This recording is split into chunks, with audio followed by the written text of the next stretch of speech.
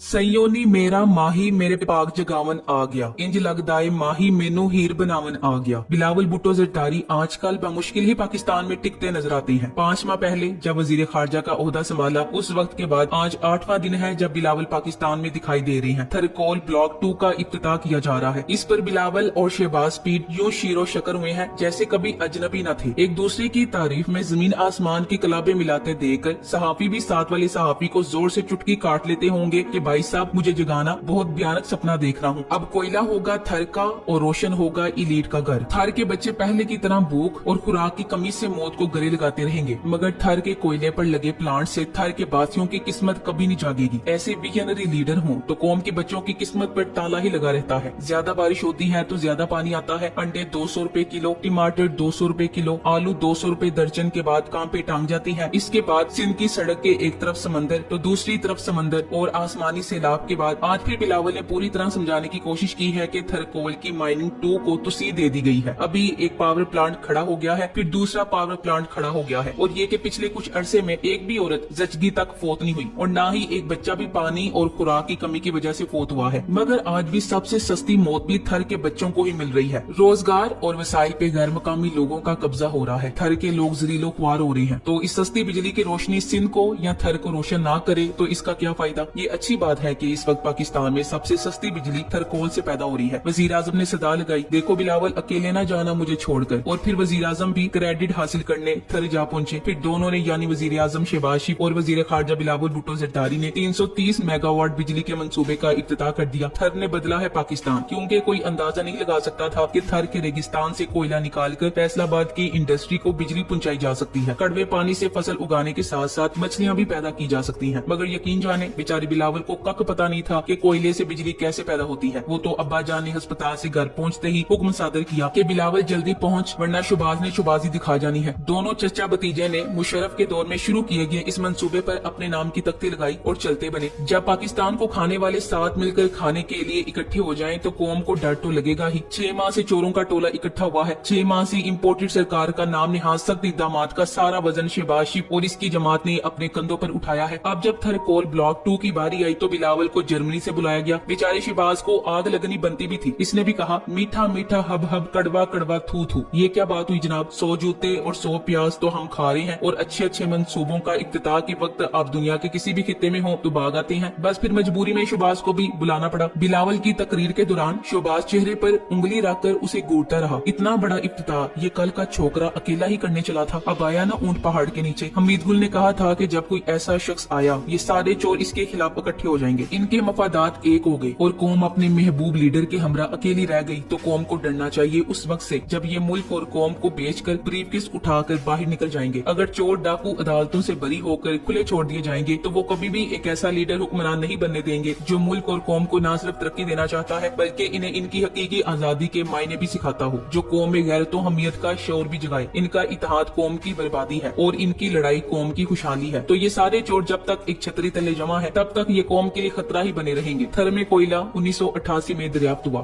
थर में दुनिया की 7वीं बड़ी कोयले की कान मौजूद है। पाकिस्तान में थरकोल के 330 मेगावाट पावर प्लांट से नेशनल ग्रिड को बिजली फराहम कर दी गई है। कोयले से बिजली पैदा करने के लिए थरकोल ब्लॉक 2 में पावर प्लांट लगाया गया था जिससे 660 मेगावाट बिजली पैदा की जाएगी। इस्लाम कोट थरकोल का दारुल खिलाफा है। 9600 मुरब्बा किलोमीटर पर कोयले की ओपन पिट माइन है जिसमें 175 अरब टन कोयला है और ये दुनिया का 5वां बड़ा कोयले का जखीरा है। SECMC चाइनीज कंपनी ने 660 मेगावाट का बिजली घर लगाया है और इसी कंपनी का दूसरा 660 का पावर प्लांट तकमील के मराहिल में है। थरकोल माइनिंग अथॉरिटी और एंग्रू बड़े स्टेक होल्डर हैं। Sindh Engro coal mining company Pakistan की बड़ी कोल पैदा करने वाली कंपनी है जो पाकिस्तान के सूबा सिंध में थरपाकर के इलाके में पाकिस्तान के पहले ओपन पिट लग्नाइट माइन से कोयला निकाल रही है। इस मालूमात के हिसाब से बिलावल ने प्रोजेक्ट पर सिर्फ अपने नाम की तख्ती लगाई है। साथ ही शहबाज स्पीड की भी तारीफ कर दी है कि वो भी इस मंसूबे में इसके साथ था। दोनों इम्पोर्टेड भाइयों से दरखास्त है कि पाकिस्तान के कौमी मंसूबों से अपनी शक्लें गुम रखें और दूसरों के शुरू किए हुए मंसूबों पर अपने नामों की तख्तियां ना लगाया करें। बिलावल ने सारी तकरीर के दौरान ये साबित करने की कोशिश की है कि ये सारा मंसूबा इन 2 बेहतरीन मंसूबा साजों का था। जिस बेचारे को आलू और अंडों के बारे में नहीं पता कि वो दर्जन में होते हैं या किलो में, वो भी कह रहा है कि हमने ये मंसूबा तैयार किया। 6 माह में चुड़ैल का जादू वाला झाड़ू इनके हाथ लग गया और इन दोनों ने झाड़ू घुमाकर थरकोल ब्लॉक 2 का इफ्तिताह कर दिया। आज तक थर के बसने वालों के लिए रोजगार, साफ पानी, अस्पताल, स्कूल तो ये बना नहीं सका। अलबत्ता कौमी लेवल के मंसूबे पर, जो कि पहले से ही प्रोजेक्ट हो चुका था, इस पर जल्दी जल्दी अपने नाम की तख्ती लगाकर खुद को